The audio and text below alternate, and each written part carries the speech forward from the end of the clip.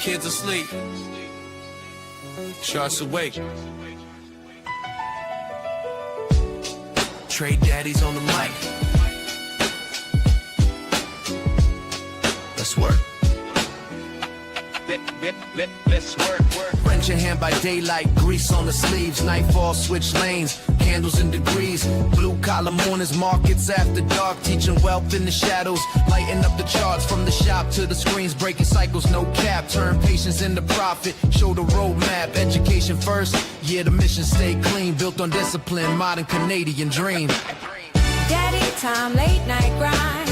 Shots glow while the world unwinds. Trade daddies, yeah, we break it down. From higher highs to support and bounce. OG in the game, seen bubbles and pain. Hands wrapped tight, both gloves and gains. From the ring to the feeds, pressure don't shake. Market swings heavy, steady moves get made. W3BC built, yeah, the vision clear. Teach and entertain, make the lesson hit here. Punchlines land like a clean left hook. Market speak when a trader looks. After bedtime, headphones on, screens glow bright. Risk defined, patient tested every night. No hype trades, only structure and plans. Read the flow, understand supply and demand. Not promises made, just skills passed down. So the next generation build solid ground. From dads to traders, lessons stay true. Knowledge is power, now pass it through. Who runs the charge? Trade daddy, Who breaks it down? trade daddy. Risk reward, discipline. Let's get it. Who runs the charge? Trade daddy, Who breaks it down? trade daddy. Risk reward, discipline. Let's get it. Daddy time, late night grind. Real talk for the trading mind. Trade daddies after dark. Read the market, play it smart. Let's get it. Let's get it. Let's get it. Let's get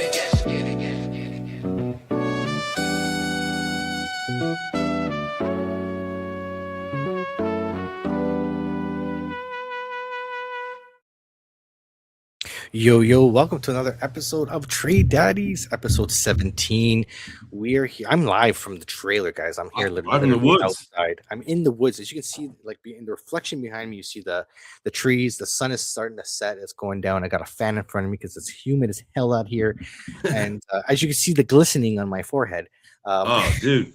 And so is it as hot up in Canada and humid as it is down here in Georgia? Because I know my mom in Chicago is dealing with the same thing as we are. It's like 90s, feels like it's 100 and something. Dude, it was fucking hot today, man. Look, for real. Like today was like 40 something degrees. I don't know. Let's see. Let's ask Google. Google, what is 40 degrees Celsius into Fahrenheit?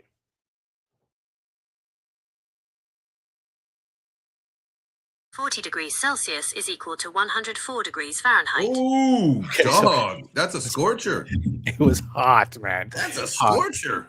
So we spent the basically the whole like morning / afternoon by the beach in the water. I didn't even go on to Sea-Doo today. It was just so hot. I just wanted to be in the water. But it was great. It's a good day. We're in vacation mode. There you go. We can never leave you guys hanging. We gotta tell you, like the market went down. We gotta break it down. Like what the hell happened? And I got some really cool things to show you guys. I was looking at the chart and I'm just, and you're just sitting there looking at the charts, going through all the time frames. You see something like, oh shit. Oh, Okay. wait a second. Yeah, this could happen here. Okay, so you know what? Let's just jump right into it. I'm gonna go Like into that. share my screen. All right, so we always start with our top-down analysis. So we start with the weekly and you work our way down. And the weekly showed me something really cool. Stochastic RSI coming down. We haven't bottomed yet. We haven't reset fully. And then also the RSI is down near the bottom as well. This doesn't happen very often on the weekly. Just keep that in mind. Look, when you get to these bottom levels, it doesn't happen very often, especially for the RSI. Getting to When the they're bottom of both the down RSI. at the you mean like when they're both down at the bottom at the same time? Yes, exactly. So it doesn't happen very often, and so you got to keep that in mind because it's very important. And then I just saw something here on the weekly that we're making a potential double bottom. Now we could go down a little bit more. Are we about to hit like a death cross though?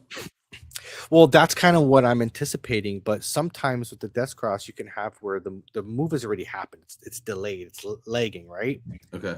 or it could happen. Like I'm really watching this weekly right now. Like this is like the main thing for me is because you have this potential death cross happening. This is why I say like this bottom, the second bottom might not be finished.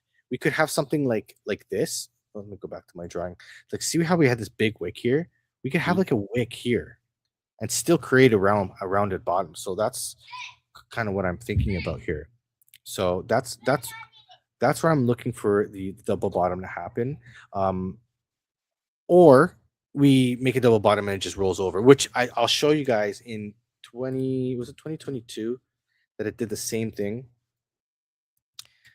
Oops, I always do that. I wish there's Yes, a dude. shortcut That's like, to go back to it. It's like the thing. If you don't, you're not a trader unless you do that, unless you mess it yeah, up. that's so true.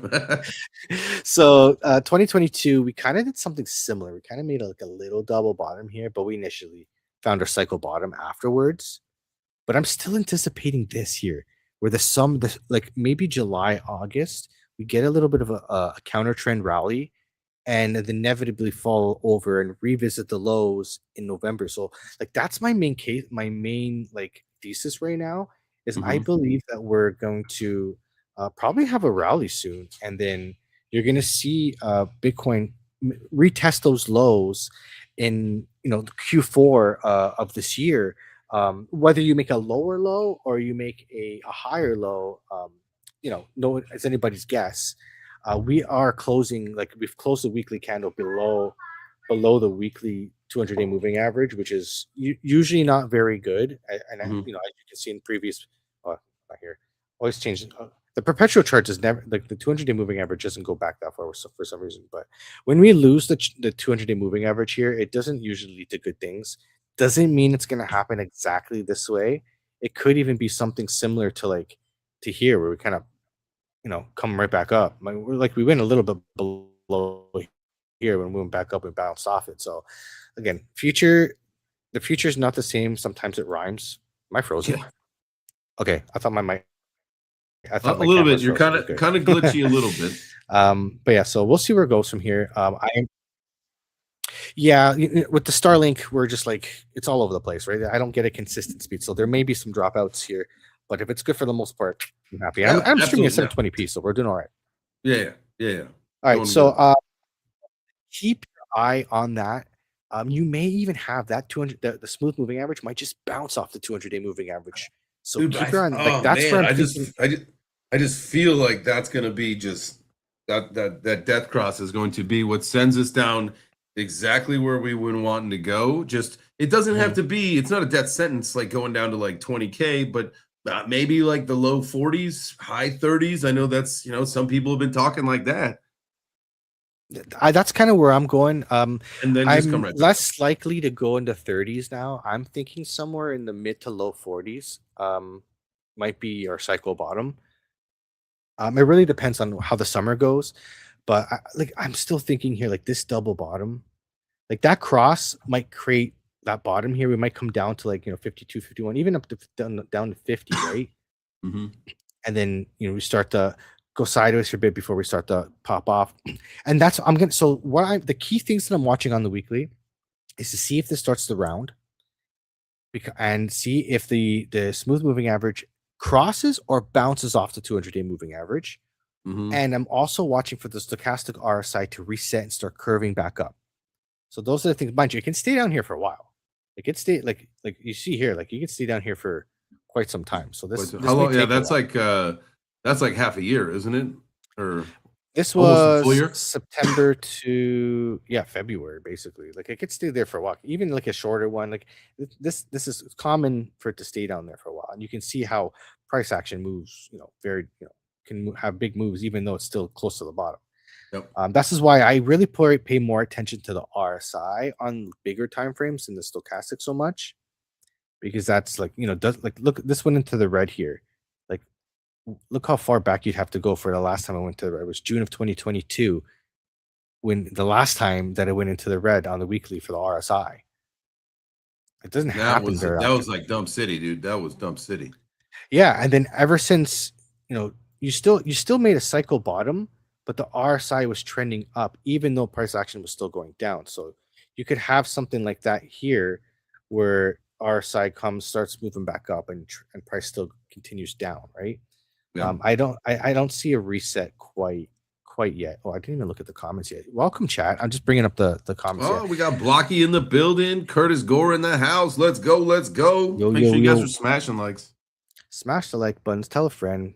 Retweet the live here on X if you're watching on X. Is the X chat fixed? I guess it's fixed now because Curtis is talking on X. So because last week we had some issues with it, I'd right? seen Nikita had posted they like revamped like the whole live stream thing for X for their platform. So I'm sure that was like a bug that was getting worked out when Yeah, when anytime soft rollout. a developer starts changing shit, they mess something up.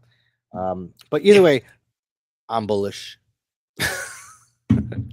Let's All see. right, so- Wait. I looked at the chat. Let's see. Oh, I'm bullish. Yes, there you go. This is I got this from Consensus back in Toronto. We're giving them away for free. Nice. Okay, I've so got my water today. Are you sipping on anything? Lemon water, my friend. Lemon Lemon water with water. a pinch of salt. Got to stay hydrated. Dude, I'm all about that right now. I could do the math, probably 74 or 5 hours into my water fast. Oh, nice, dude. Yeah. It's great, man. I'm feeling wonderful. This time, every time that I've ever done a fast, especially for the long ones, I've never done like any kind of salt to replenish electrolytes in my water. And so I started that yesterday, and I did a little bit more today. And I'll tell you what, man, that is the game changer as far as like the longevity of this water fast for me. Bro, I went through a deep dive. This is how nerdy I am. I went through a deep dive of about water and how it hydrates you and everything like that. And what I learned was when you just drink water, you're most likely gonna piss it all out. But like when you put salt in it, the water actually penetrates your actual cells because it can't get through like normal water won't get through like a certain membrane in your cells. And the salt penetrates it, so you're actually hydrating the cells of your body, so you're getting way more hydrated. And that's why Gatorade has sodium, and that's why coconut water has high sodium in it, and that's why they're good for hydrating you. The electrolytes, yeah. So I do a little bit of pink Himalayan salt. I was wondering, it's funny, Blocky. I hope my wife, she's going to hear it now because she's going to hear me talking, but she's probably going to see the comment too. She's like, "Oh, I can go get you some Celtic salt or Celtic salt from my parents because they live down the street from us." I'm like, no, I'm going to use the pink Himalayan salt. But from what I understand, that the pink Himalayan salt is good for this purpose that I'm doing, but it is loaded with like metals and some other minerals and stuff. Now, next time I do this, I will try the Celtic salt. I heard if you drink enough Celtic salt, you get really good at playing the bagpipes. Curtis, howdy, man. What's going on? And Blocky said he's been riding the hell of his bike, dude. What kind of bike do you got, brother? You got one of those? He got a motorcycle. What did he get? He got a Ninja, I think. Didn't he get it like a Ninja? Hey, that's what I had. I had like a 250cc Ninja. It was a baby bike, but it was fun. Not that I care, and I don't actually give a rip about soccer, but it is 250 a year for us here in the States. The World Cup is going on. The U.S. is up 1-0 against Bosnia-Herzegovina. Hell yeah, man! I'm pretty sure they'll win that game. They should. Yeah, that should be it. Also, all the host countries look honestly tip top. They look really good. Mexico destroyed. I was watching the game last night. They just wrecked the team they were facing. God, who are they facing? Ecuador. They destroyed Ecuador. This is like elimination rounds now, right? Yeah. It's the round of 32, and then it goes to the round of 16. Okay. All right. So, what? Where are they playing at? Are they playing in Toronto? So I'm Portuguese. Portugal and Croatia are playing in Toronto on Thursday, and Canada. I'm not sure where Canada's playing. I don't know if they're playing in Vancouver or if they're playing in Mexico, but I think it's Vancouver. I think they're playing the next game in Vancouver, if I'm not mistaken. Okay. Actually, no. I think they're in the States. I think they're playing their next game in the States. Oh, he got a Suzuki GSX-8R. 800 cc's of yeehaw. Let's get up and go, baby. Absolutely. Yeah, man. I had a 250cc. You can just like full throttle without having to worry about wheeling and everything like that. But hey man, enjoy, be safe. It's crazy people out there. Okay, so tether dominance. This is, remember, we talked about this last week. We're gonna start talking about this every week because I got away from it. You got to go back to it. You got to see confluence with tether dominance. You got to see where money's going. Where's money flowing in this market, and you have a better idea of where to put your money or where to put your trades. So we showed this before. We showed the long term trend, accumulation, manipulation, and then distribution.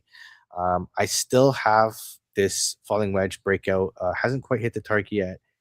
Could very well make its way to that target. Stochastic RSI is still up there. We may stall out here.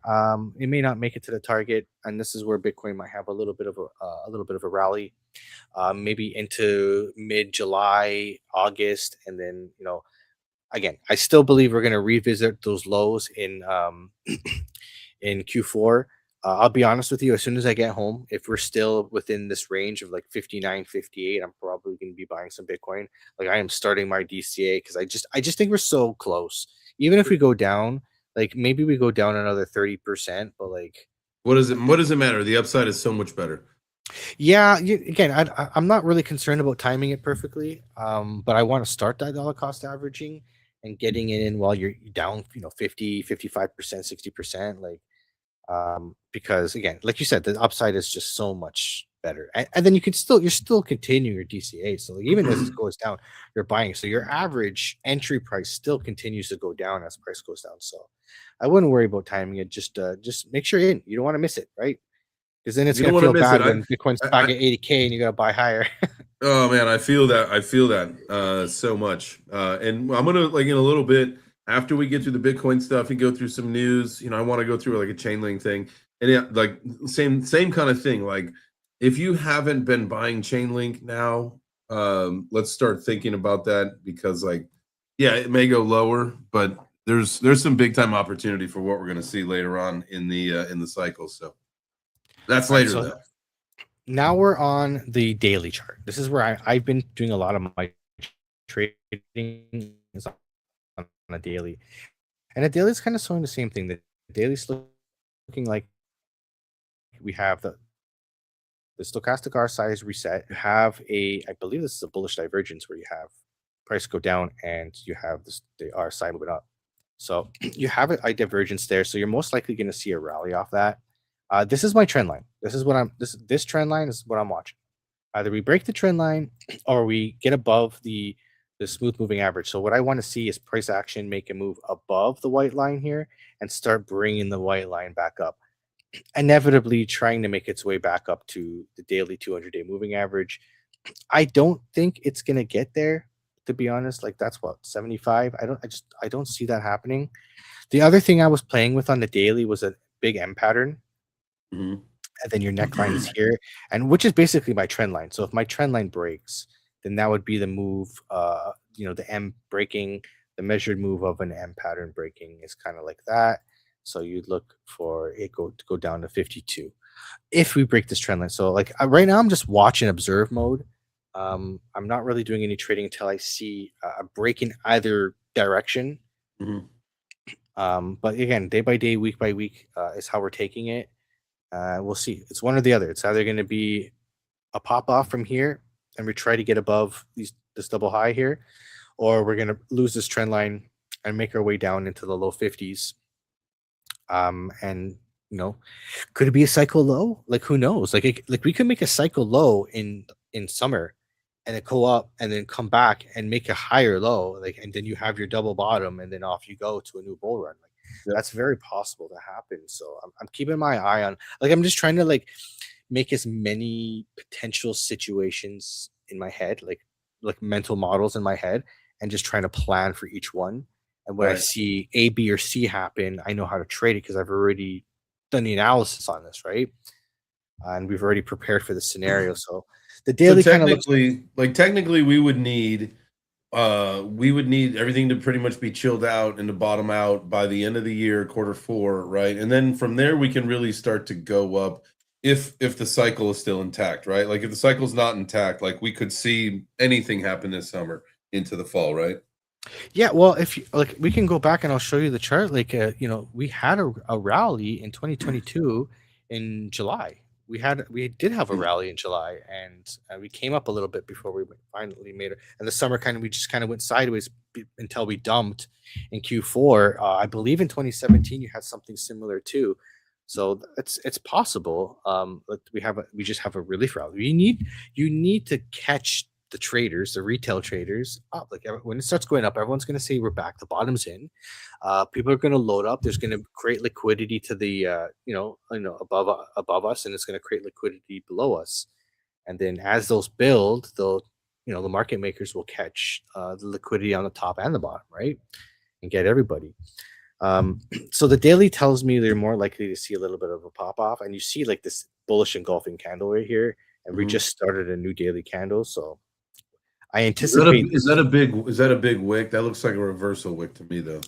So yeah, potentially we could have a hammer down. We closed basically here even, but so we'll see. Tomorrow will give you a good idea. Like Right. if this daily candle closes green tomorrow, then you're more likely going to continue. But you can see like over the last several days, it's been. I mean, you've had some higher wicks, but it's pretty much leveled off at that level, right? Pretty much sideways, like almost. If you look at the bodies of the candles, they're almost exactly the same. Like you can put a straight line between these bodies. Yeah. That right, that's your median line right there, right? And it just doesn't want to get too far above 61K. So we'll see. Lowry in the building. What's up, Mike Lowry? Mike Lowry, what's Mike up, man? Lowry. You want Mike Lowry? So the daily looks like we could have a pump. Let's take a look at the 4 hour. And this is what I was talking about before is the 4 hour. Like this is my risk, like taking a short was like the 4 hour looked like it was about to pop off. Now the 4 hour had come up, like the stochastic RSI had just come up since then. So I'm watching that 4 hour intently because if that starts to roll over, then we can just continue Lose the making our momentum. moves down. Yeah. Yeah, exactly. So I'm watching that 4 hour. It kind of looks like we're coming down. Maybe we just come back to touch the 21-day moving average here. So we had to move up and make a little bit of a bull flag and then pop off. Maybe we try to make our way up to 63, which is a 200-day moving average on the 4 hour. Yeah. So I'm watching that, and then we come back to the 21. That could cause the RSI to come back, cool off a little bit. But the RSI here is just above the neutral line. That's got room to move up. So the 4 hour could have a pump up in the short term. Let's take a look at the 1 hour. The 1 hour is getting close to showing the model. That 21 crosses the 200, and that's starting to show your model. You want the 21 to cross the 200 here, this white line, crossing the 200. Price action will come back to touch the 21, and then go up. And that's what you want to see for your longs. So we're getting close, which tells me if I see that on the 1 hour, then that means the 15-minute must be above it. Yes, so the 15-minute is above it. The 200-day the 21-day moving average is above the 200, so we're looking like that, and we're rounding here, so we could have a little bit of a pop off. Low stochastics curving up, and then the RSI curving up. So tells me that we're having a little short-term pump here. 5 minutes should be above it. Looks like the 21 is looking like it wants to bounce off the 200. So I could see some more, next day or two, some pumpage here, right? And we'll see what happens because we have a long weekend, I believe, for you guys. Right, today's Canada Day, actually, and the 4th, you guys have was it Independence Day, July 4th? July 4th, yep. It's Independence Day, right? Yeah, okay. Yeah, so you guys got a long weekend coming up as well. So we'll see what price action does on those on the long weekend. So the markets are closed. And it's like it'd be like the what would make the most sense is to be like, oh, the price is going to go down because everybody's going to just sell their positions and go away for the weekend or whatever. But that ultimately then because you've got such less liquidity going, like that could make the price go up for like and that's not the few people are trading. There's going to be millions of people who are still trading or whatever. But the price may pop off because it's like Absolutely. the Monday or the Friday syndrome that we always talk about. There's just less trading. If there's less liquidity, less volume in the market, then it could actually go up because it's just easier to move in a direction. Right. So and that's happened many times before where things will just go up, and then when everybody gets back to work, it's like, okay, yeah, bring it back down to earth. Let's start this fresh again. Buy, sell, buy. Yeah, that market open. So you guys get what the Friday off. So is the markets open on Monday or they closed on Monday? I would think that. Well, July or that should not be a holiday. When's July 4th? It's Saturday. It's on the July weekend this year, 4th which is is wild. oh, it's Yeah. that's weird. Yeah, you know what? Ours is too. It's a Wednesday, and that's their long weekend. Everyone's back to work on Thursday. So Yeah, just back screw to that. back to work. Back to work. Yeah, I took the rest of the week off. Screw that. I'm not going back. You dare take me live. That's um, that is smart. yeah, so that's kind of like where I'm going for Bitcoin. Let's get into a couple articles that I pulled up, and then we'll go through your Chainlink stuff. Cool. So UK dilutes stablecoin capital requirement in final crypto rulebook. So a lot of news coming out of the UK and Europe. So obviously, like, you're seeing it everywhere. Stablecoins is just like that's what's up right now. Like everyone's talking about stablecoins. That's the news. It's again, stablecoins are going to be the medium of exchange digitally. It's your I'm sorry, but like it's your digital cash. Did you see now I'm not gonna call you out on this, but like did you see the announcement of like this major like OUSD yeah, OUSD. It's like this new stable coin that's being put together by like every corporation you could ever imagine. Really? No, I Yeah. didn't. Dude, What the yeah, heck? it's like they've created their own stablecoin now, and it's like, like Visa. I don't know. We got to look this up. It's literally like every It's corporation. dude, it's stablecoin mania. Like everyone's gonna make a stablecoin now, and all you got to do is just like as long as you follow the rulings, the Clarity Act, and all that, and hold 1-to-1 with the U.S. dollar. Honestly, this just makes the U.S. dollar a lot more stronger. Honestly, because everyone's gonna. So this is the I'm taking my ball and I'm going home moment. Stripe, Visa, and over 140 other businesses to launch a stablecoin to rival Tether and Circle. It's funny. It's like what it reminds me of. It's like when someone creates a really good product, and China's like, "Hey, we can do the same thing but cheaper," and Yeah. then they just take the playbook, and then all of a sudden here you go. But maybe you know what?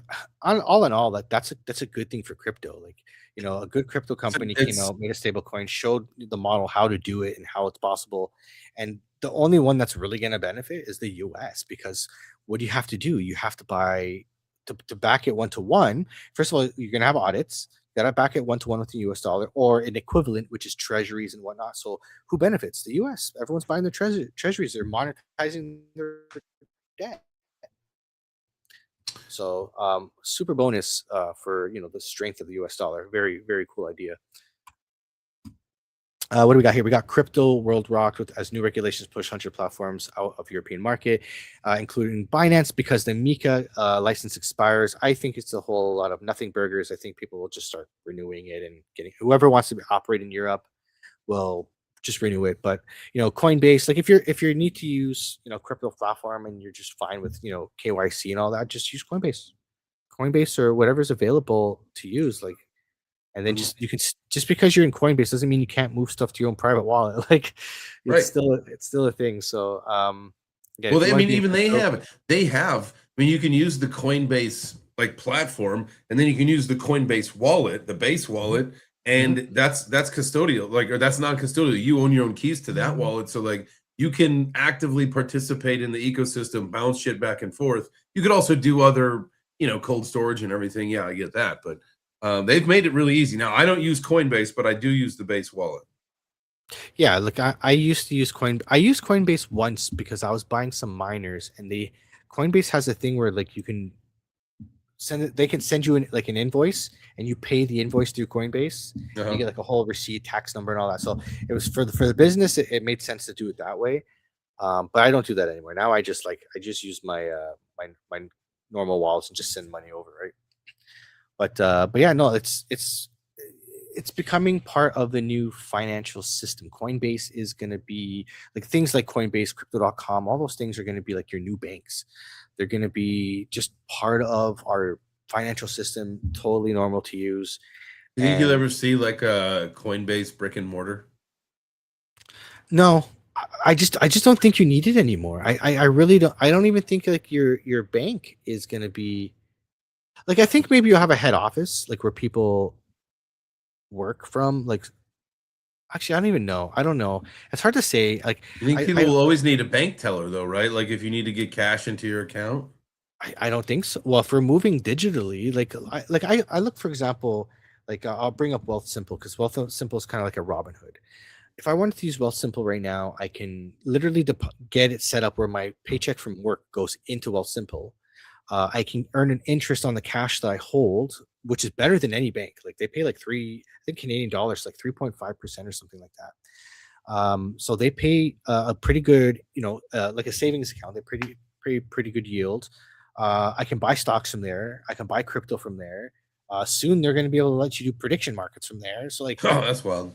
and it's all done digitally from my phone. I don't ever need to carry a physical cash on me. So I think bank tellers will stay around, but like I believe when the millennials and the Gen X are like the old people, like when we're in our 50s and 60s, and Uh-huh. the baby boomers are all gone, and my parents are gone. Like I don't think we'll have a need for that anymore. I think it'll all be digital. Like it'll just be so normal. No one's going to be used to, like, our kids are going to grow up not wanting to value. I don't even value carrying cash anymore. I barely carry cash ever in my wallet. I either use my credit card or I use crypto. Like Yeah, I it mean, just like it's either tap pay. I mean, that's the thing. You either yeah. zap, or get your credit card out or whatever. There was like every now and then I'll have a little bit of cash on me for whatever reason, like when you're traveling or whatever. But I mean, I agree with you. At some point, the cashless society it's gonna take over. I It don't know if it'll happens. happen in our lifetime, though. To be honest with Canada's pushing to be, less cash. They want, and it's a great thing for the government, because they can program. It's good and bad. There's so much, like, yeah, they can program your money, and it's like, oh, we don't want them to have that kind of control. But on the other hand, it's like, well, the people can't take advantage of the system too. Like here in Canada, a lot of people take advantage of the system and are getting all this money they shouldn't be getting, and using it for stuff they shouldn't be using it for. Like, some person will have a lot of kids, and you get a benefit from the government for every child you have, and you get more money if you have low income, so they won't work, and they'll you. No just live incentive off. to work. Exactly, they'll just work off that, and then what'll happen is, and they don't spend it on the kids, they spend it on themselves, and they give the kids scraps, right? Whereas, like, if you can program that for us, like, to guarantee the money goes to the kids, I feel like that's a net positive. Absolutely. But Yeah. then I mean, on the other hand, it's like, it's the good with the bad, right? It's the unintended consequence of like having that service. Then it's like what you hear in China, where like you can't save your money. If you try to save it, they'll just take it back from. yeah. So this is why, like, I like some of these things, but I like to be out of the system. I like to be in Bitcoin or in crypto in my cold storage wallet that I can control. Only move funds from there when I need to do certain things, but it mostly stays there. Just again, not that I'd ever need to, but for my security, I just try to do that. And I know you never know what's going to happen with the government or controls. You never know, right? So I don't want to have to deal with that. So I'm a very risk mitigated investor. Like Risk I take adverse. risk. Yeah, I take risk very seriously. Maybe that's just my paranoia and anxiety. Maybe that's what it is. But that's just how I learned, right? Like, my parents were like that too. I'm a little bit more, like, I'm super risky compared to my parents. Like, oh my god, you're in crypto. Can't even touch it. It's like, it's very different. But like, I don't feel being in crypto is a risk. I feel like I feel it's a need. You should have some allocation to crypto as an investor now, even if it's only 1% of your portfolio. I feel like Oh, you're really yeah. missing out, and I still feel like we're so early in this market, like, because like the government's just getting in it. Like, institutions don't even, not all the institutions have the green light to go yet. Like the Clarity Bill, the Genius Right. Bill's out, but the Clarity Bill's not done yet. Like when that's No, I done, know. then they have the green light, and then they can finally operate. And like, it's gonna be this like snowball effect where it's like, this company's like, oh shit, they're doing really good with crypto, maybe we should get in. It's like, and it's just a frenzy. And I think that's going to be the start of the new bull run. You're just going to see institutions lining up, and just news after news after news of this company is getting into crypto, this company and whatnot, right? And They've the built a plummet. treasury, all that stuff. That you think ultimately that race between all these corporations and companies and whatever strategies happening to get and acquire more crypto and Bitcoin. will that trigger the price cascade that then brings in the retail crowd? Yeah, like what I was thinking, like this is my case. Like I think we've talked about this before. I don't know if on the show, but privately. But I was talking about how the altcoins didn't have a really good cycle this year. They didn't have a lot of altcoins did not make new all-time highs. Some altcoins are even lower than their previous bear market lows. But I'm thinking that like a lot of people that stick around will say, screw it, I'm going to be a little bit more safer and I'm going to get into Bitcoin in a better way because Bitcoin did have a new all-time high. Bitcoin had a pretty good bull run in comparison, right? Right. And And that the might only thing that cause really did. yeah, so that might cause people to, like I still think people will play with the altcoin market, don't get me wrong, but I think people will be more responsible. I think that the market itself and the average investor in this market is maturing because I think people have seen all the scams. I think a lot less people are getting caught out with it. What And they're about just this? What about this Ansem thing? Did you see that the other day? I saw it again. I see these things, but I don't really pay much attention to it. I don't What I is don't chase. This is the thing. I don't chase. Maybe I'm different than a lot of people in crypto. Don't get me wrong. Maybe I miss out on opportunities, but I don't chase the next thing. I don't. I feel like just chasing the next thing is living in scarcity and just trying to make all this money and every little opportunity in crypto. There's so many opportunities here, but I pick and choose very carefully what I get. Like I'm in Bitcoin. I will play some altcoins. Like again, Chainlink is going to be one of the ones in my portfolio. Um, I don't need to. Like I don't need to. I don't feel like I need to chase because I've been burned by it before, right? Yeah. Like you get all these promises of coins, but like there's nothing really backing some of these altcoins. It's just except for speculation, and I can't. I'm at a point where like I have a goal that I want to like retire my wife. I want to retire myself. Like I can't fuck around. I'm 38. I don't want to screw around. I want to make sure I get there. Then when I have the money and let's say I become a millionaire, I'll fuck around on the altcoin market. Why not? Why not? Have, Right? have some fun then. Yeah, no, I think you and I have talked about this before, and I feel like a lot of people are starting to also get this concept is that it's infrastructure. Like those are the plays. Like, sure, if you want to go rip it on Pump, which by the way, dude, I put $20 into Pump the other day, Pump Fun. I have 18 left because I've gone up and down with this thing. Dude, it is just absolutely insane, like how fast these things rug sometimes. It's you gotta be on it, man. I was on Pump once. I was messing around. I just wanted to see what it was all about. And it was when Jenna created her coin, Jenna Okay. coin or whatever it was. And I bought it because I'm like, oh, I know her. Like, I was all through the fighting, so I bought a little bit of it.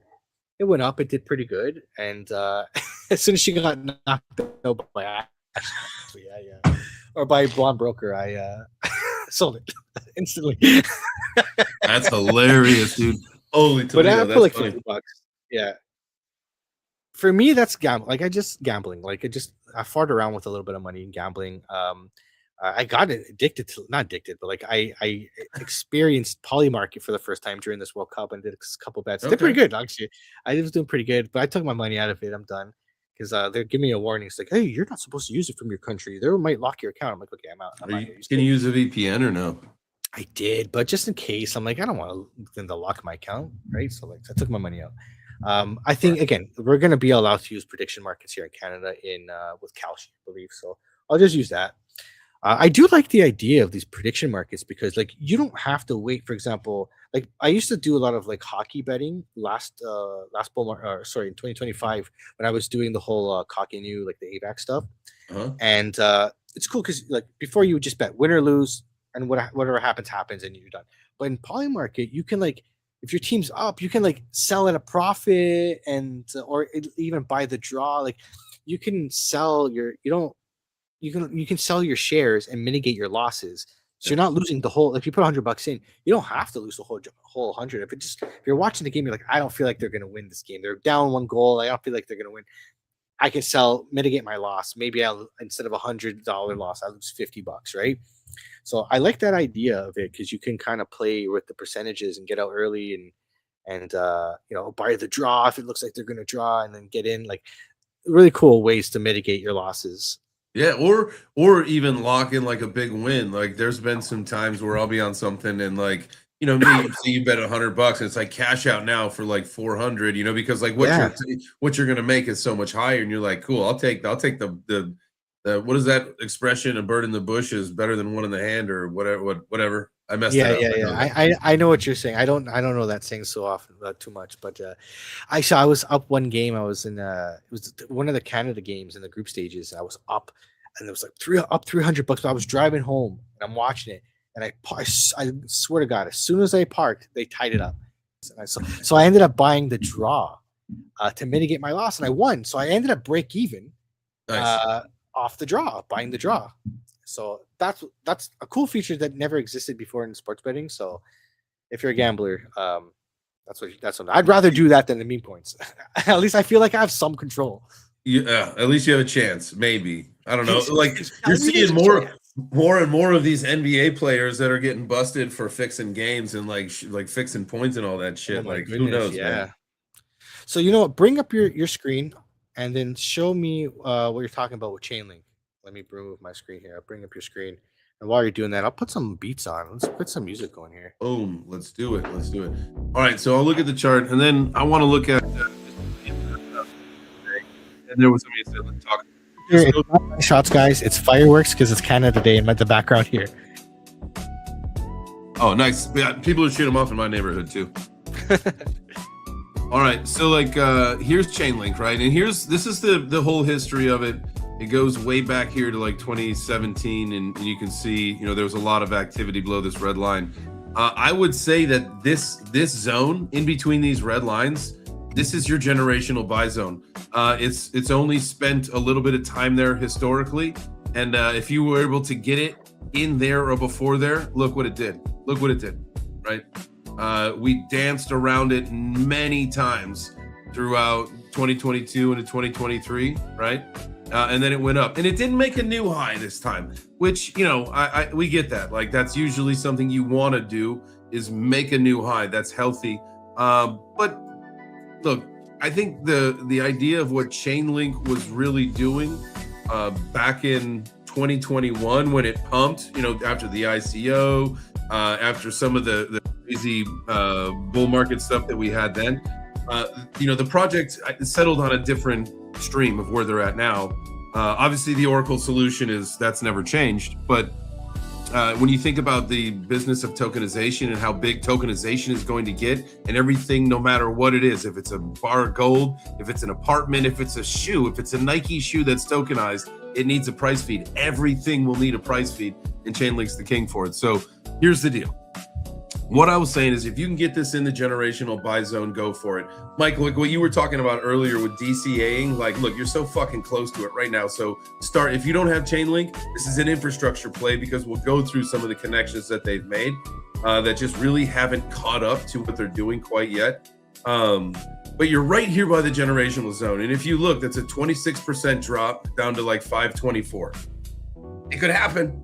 It could happen. Yeah. And again, if it doesn't, that's why we're DCAing now. But if it does happen, okay, then we start bouncing like this, like we did historically in the past. Or if we go below it, guys, from this line up to the December 2025 high as a 5x to the all-time high as a 10x. In my opinion, Chainlink is a $75 to $100 coin. Now, I know one of the big questions that people have is like, the circulation, 72% of the supply is circulating, that's it. And there's no schedule for the rest of the unlock. But here's the deal. I think that the demand is going to outweigh the release of this token. And if, again, we're going to look at this right here, because this was the post that I put out the other day. And this is why I think it's one. And there's a couple other, and I'll say, you know, there's a couple other coins that I think are the most undervalued. Chainlink right now, just because of how big tokenization is getting and going. This to me is the move of all moves. 18 trillion is benchmarked by the FTSE Russell. If you don't know who they are, it's an index partner chain for a changing world, right? Like, I actually, I don't have them, but I've got these sunglasses that are fantastic. They gave away some sunglasses. And I'm telling you, when you get giveaway sunglasses for a guy like me with a big face, they stuck. But these are amazing. I get compliments on them all the time. So Coinbase is choosing their CCIP, that's the cross-chain interoperability protocol, for every wrapped asset. And what you got to understand, the one thing about Coinbase that not too many people realize is that like 90-ish% of all of the ETFs that are traded in crypto are custodied by Coinbase. Like they custody like all of that stuff for all the big boys. And so that is a massive, massive integration that they've chosen CCIP. Six Group, this is a European thing. They're bringing $2 trillion of European equities on chain. We're talking trillions. Like these are, usually in crypto, we're talking millions, sometimes billions. We're talking trillions here. ICE Markets, you guys know who they are. We'll click on it so you can see. That is the, what is it? The New York Stock Exchange, right? They're an arm of it, I believe, if I'm not mistaken. That's my bad. You got SP Global, that's the S&P 500. Like this is all being integrated into the 24/5 model that's happening now. 24/7, obviously in the future, but 24/5 is being rolled out, and I think it's pretty soon. So that is going to be like Sunday for us, like Sunday to Friday is going to be the Sunday night to Friday is going to be the market. That's going to be live. Which is crazy. Dude, like, Chainlink is like, God, it's gonna, again, it's so good because everything, like you said, everything needs a price feed. Everything needs to be connected to it. I think it's going to be this bull run. This next bull run is going to be things that are actually working, things that are actually being used. I don't think speculation is going to really lead the market anymore. It might for some things, but like I feel like most crypto investors are just exhausted with all this hype, especially after like the Trump coin, Melania coin, and Ansem, like all the. How many times are we just gonna get burned on these kind of things, right? Where you can actually get into something that's gonna be part of the plumbing of the entire financial system going forward, right? And there's few, right? There's more, there's other ones for sure, but I think at this point, like. To have that diversified portfolio, you really got to dig in and see, like look at the verticals and like where are, Mike Ballmer, member, let's go.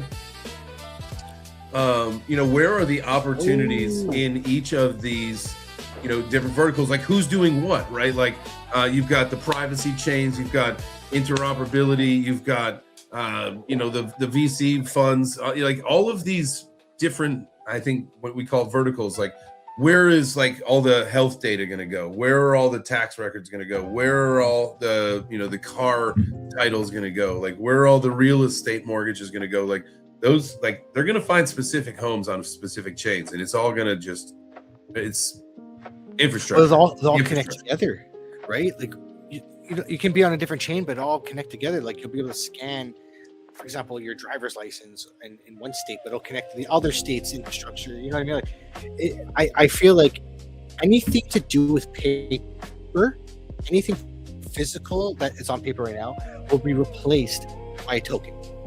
Yep. Right? You can program the token to be anything. You can update it, whatever. Ben, I don't know I think some things won't be immutable. I feel like for example, like I live in Ontario, so Ontario has its Ontario license plates, or driver's license. That will be their private blockchain. I don't think it's going to be a public blockchain because you don't want that information publicly. Right. So but it might still use Chainlink's infrastructure to be able to connect things to, like the cops got to be able to look at your driver's license. It's going to connect to his system, and it's going to connect to the actual network where, the actual driver's license information is. So I still think you have that. You're going to have a lot of private blockchains with these institutions coming in, and a lot of public ones, obviously. But when it comes to internal financials and stuff like that, sensitive data, health records, it's all going to be private blockchains. And Chainlink might be used to, to give the information from that token to the rest of the world, right?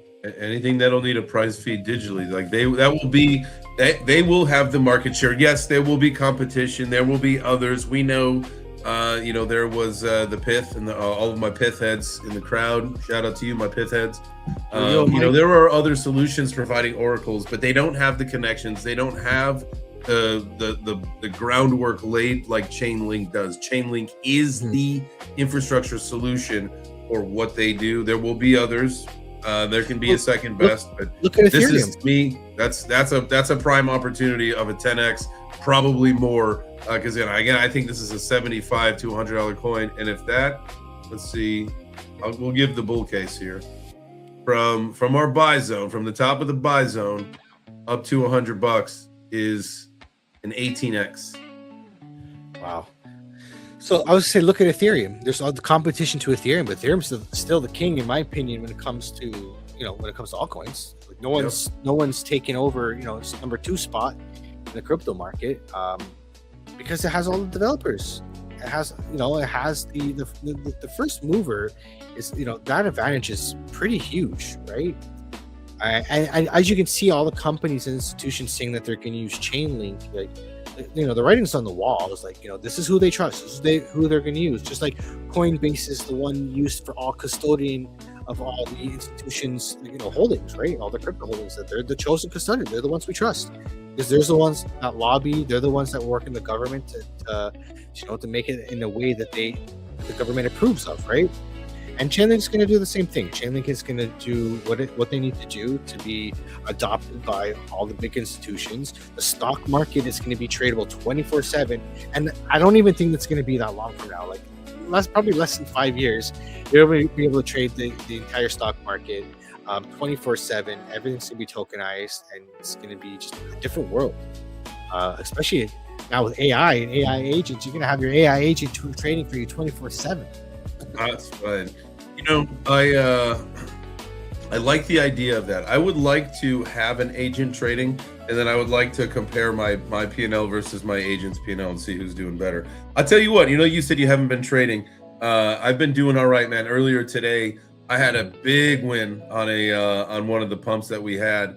And then I went right back in to try to catch something, and it went against me, and I just gave it all right back. Most of it, I gave most of it right back. I haven't been scalping. I'm still trading, but I'm trading the big time frames right now. So I just closed off I took a nice daily trade. I saw a nice head and shoulders, and I think I showed it on the timeline. It was like a 200% up, and I made like $400, something like that. Then I had a trade before that. I shorted at Bitcoin at 82. And I was up 800%. It was a small trade. I just took a stab at it. Right. That was a percentage trade. Yeah. So I ended up getting $192, but I only used $12 margin for that. It was nothing. Damn, dude, that's a great trade. It was a good trade. After I did that trade, I'm like, you know what? I'm more accurate doing long-term macro than I am doing the scalping. So right now I'm just focusing on the big moves, and honestly, this big move is going to be, the next one is going to be when we find a bottom and on our way back up. Let's see if we can get a nice long on that cycle low, and see if we can ride it all the way to next bull run. So that's kind of what I'm hoping for. Do you think and I feel like we haven't seen a $10,000 day in a while. These are weeks, so we gotta get up. Like soon we're gonna have like a really crazy liquidation flush. Possible. I'm a part of me feels like because we didn't really top off euphoria, that I feel like it's just gonna be a slow bleed, like a slow long bleed. But again, I could be wrong. Again, this is the thing, nobody knows what's gonna happen. I just want to go back real quick just before we get off the Chainlink thing here. Chainlink is doing the same thing that Bitcoin's doing. It's making a weekly double bottom here. And we're below the 200-day moving average on the weekly. So this could be your Chainlink cycle bottom once we finish this double bottom here. So okay. I would, again, just like Bitcoin, the same thing, the stochastic RSI is coming down, hasn't fully reset yet. Could still be more momentum to the downside. But I think we're closer to the bottom than ever. I don't feel like we're gonna go down that much more. That's what I'm thinking. $6.38 gives you another 13% move. Again, maybe we touch that line that you're talking about, like that $5 or something like that. Like that 541. I think 541 is what it was. somewhere on there. Yeah. Like again, like you could have this bottom go like this, lower low, and then you touch. I don't know. I'm just guessing here where the bottom. This is saying $6, but you could have a wick. It still make that double bottom, and you just wick. So that's definitely possible here, and I like the idea that you're below the 200-day moving average, because that's usually where you find a bottom, right? Let me see if I can find the link USD. Would you say if we start to see coins with their 21 start to push up above the 200-day, that's bull time territory, right? Like that's what we got to be looking for next. So yeah, 2022 we lost it, and then we just kind of went sideways for a bit. Yeah. So either we go sideways here for quite a while, or we try to pop up. I still think this double bottom is such a strong pattern, especially on the weekly. I feel like what can happen here is we do like a double bottom, we pop off, and then come back down, and then go sideways for a bit. We have a little excitement. Rally. I think we're down for a little excitement. Good to see some movement.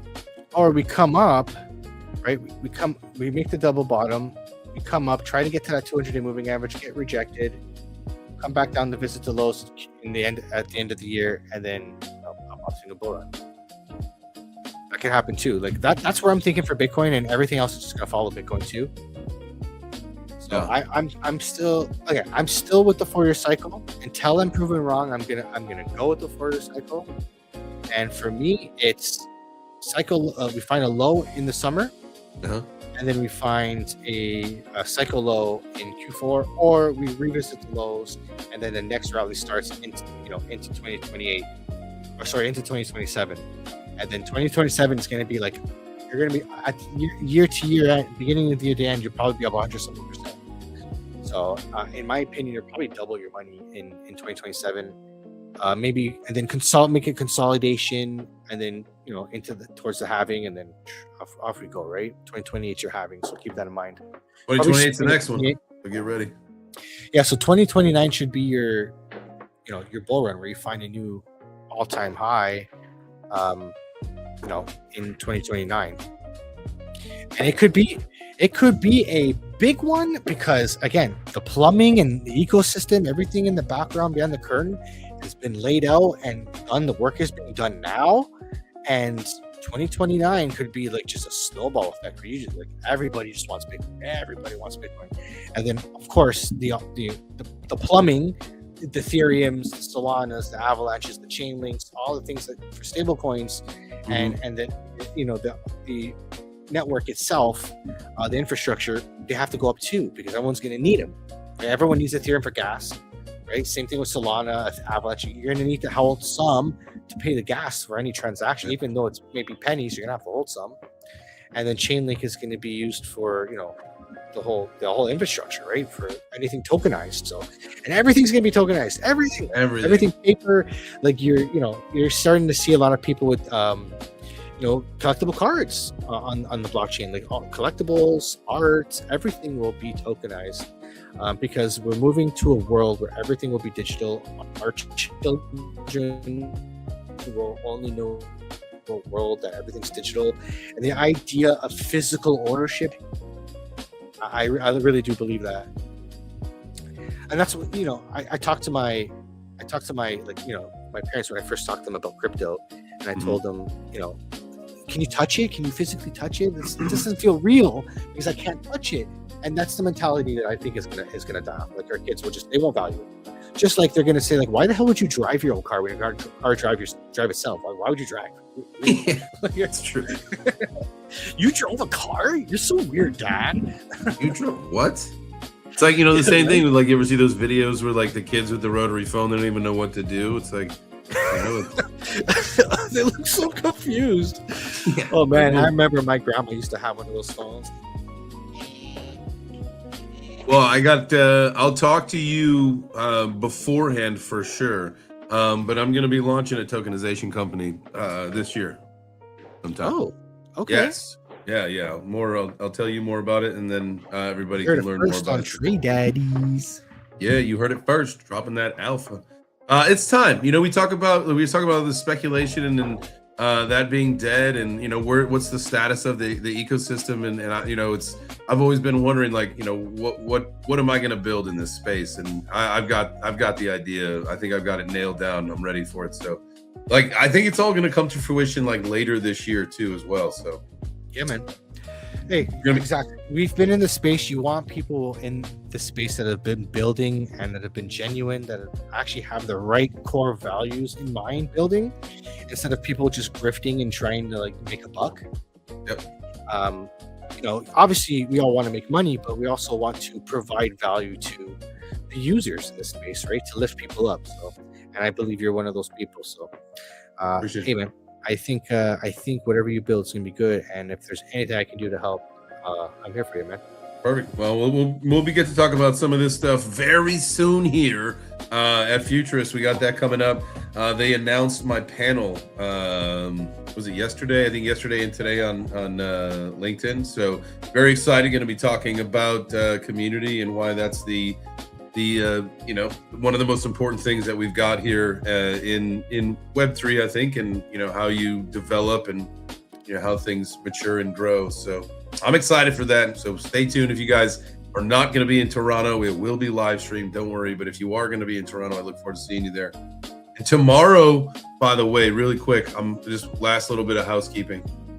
Tomorrow is we've got a Georgia day, kind of a community day here where we're all getting together. So in conjunction with Stand with Crypto and the Atlanta Blockchain Center, it's like an all-day event starting at 10:30 in the morning. We're going to like 5 different places at the Capitol in Georgia. Here in Atlanta is one of the places, and then just talking to policymakers and all that stuff. So it's a day of action. If you're here in Georgia, if you're watching this show and you're in Georgia, get to Atlanta tomorrow. Hit me up. You can shoot me a DM, and I'll give you the details. That's what I love, man. I love this. Honestly, I kind of like how the crypto ecosystem is changing. I like how, the institutions coming in, and, even the content creators getting a little bit more professional, and Gonna have to be. yeah, because crypto's serious now. Like it's not just like it started as a movement. It was the one thing that was fully genuine, and organically built, and now it's what's that saying? It's first they laugh at you, then they mock you, and then you win, or something like that. And like we're in the winning stage where like they have to adopt it. Like they see that this is a real thing. This is the world we're moving in, and now it's time to take this seriously. Like this is the new financial system, and just like we always the OGs always said it would be. Yep. And the future is now, literally. The future's now, man. So yeah, definitely. So I think we need to level up our game and take this more seriously. If we want to be taken seriously in the world, you got to be with big boys, right? You got to wear a suit. You got to look presentable at the conferences and stuff like that. That's why we got polos, man. That's why we're rocking buttons and collars. I'm a bum today. I'm a beach. Ah, dude, you're in the woods, man. Don't you worry. Don't you worry, man. Go chill. Go relax. Go enjoy vacation. Absolutely. But yeah, man. So that, I think we got it, man. Like that's what's going on in the market. We all obviously see the adoption is just happening, and it's this freight train that you can't stop, and you got to get on it. And what we try to do here is help you find positions to get in, and maybe get compound your returns a little bit better. Again, this is obviously not financial advice, made for educational purposes only. But shout out to Crypto Boomer Lady. You guys are the best. Thank you so much for the information. Just convinced me to get some link in my portfolio. I personally think that's a great opportunity. My wife actually got me into Link, and she was been absolutely spot on with that. I will be buying some Link, and honestly, you even convinced me, dude. Looking at these numbers, I'm gonna start my dollar cost averaging into Link as well. I'm probably gonna start putting some money in there. One a week. Why not? Start with one a week. Who knows? You can obviously do more or less if you'd like, but one a week is no big deal. That's what I know. Jay from my guy from Midas, he does. That's the joke. He does. This is DCA's one a week. Hey, you know what? You showed like a potential 18x. Like for me, I'm cool at 5. I'll take a 5x. Like I'm good, man. Like that's a great return, and that's just to get back to the December of Yeah, it's December of 2025. Or was it December? Dude. Yeah, I'm probably gonna start building like a spot portfolio. Some I'll just hold long term, and a portion of that link I'll do swing trades. So when we do start to move up, I'll sell the rallies, buy the dumps, and see if I can compound my gains for chain link all into the next bull run that way. So that's another good strategy. If you guys play spot, you don't have to worry about liquidations. You don't have to worry about any of that stuff like that. You just, you buy the dumps, you sell the rallies, and you just rinse and repeat. Every time you get a nice big move up or down, that's when you want to get in. And you can just stack more stable coin that way, or you can stack more of the actual coin that you're swing trading. And it's pretty good. It's pretty lucrative. That itself can pay you, especially in the bull runs, because it's every dump you want to buy, right? Volatile. It's very volatile. Very exciting. Absolutely. All right, man. Go enjoy your night at the lake. Watch some fireworks. Hang out with the fam. This is great. Well, I appreciate everybody for showing up. I appreciate you guys show up in the chat. Honestly, our little community that we're building is awesome, and I love it. And I love how active everybody is. So maybe when we get to like episode 20, we'll do some sort of giveaway. We'll try to do something for the community, give back. That'll be fun. We'll see you guys next week at 9 p.m. We'll be back at home in the studio. The man cave. And we'll see you guys next week. Appreciate you guys, and you guys have a fantastic night and a great Canada Day for my Canadians and a great Independence Day for all my American friends. Guys, enjoy the week. Enjoy the week. Let's get it. See you guys. Yeah. Another session in the books. Trade Daddies. Let's close it out right. Yeah. From the charts to the couch, we appreciate your time. Every view, every share, that support is a sign. Late night learners building wealth slow. Plant seeds today, watch the legacy grow. We don't flex hype, we invest in the grind. Teach discipline so you level your mind. If the game gave value and the message hit deep, run it back, tap like, let the algorithm speak. Trade Daddies, yeah, we here every week, dropping gems, keeping structure unique. If you vibe with the movement, help it expand. Like, share, subscribe, build the brand. Trade Daddies, yeah, we teach no cap. Real dads, real trades, real talk on the map. Yeah. No promises quick, just knowledge and reps. Risk managed tight, calculated steps. From beginners to vets, everybody can learn. Market cycle spin, patience earns. So salute to the viewers, community strong. Independent thinkers, moving along. Hit subscribe if you rock with the show. Turn alerts on, don't miss the flow. Don't miss the flow. Who keeps it real? Trade Daddies. Who builds the skill? Trade Daddies. Like it up, share it wide, subscribe and ride. Daddy time, knowledge climb. See you next week, same grind. Trade Daddies, after dark. Stay disciplined, play it smart. Trade Daddies.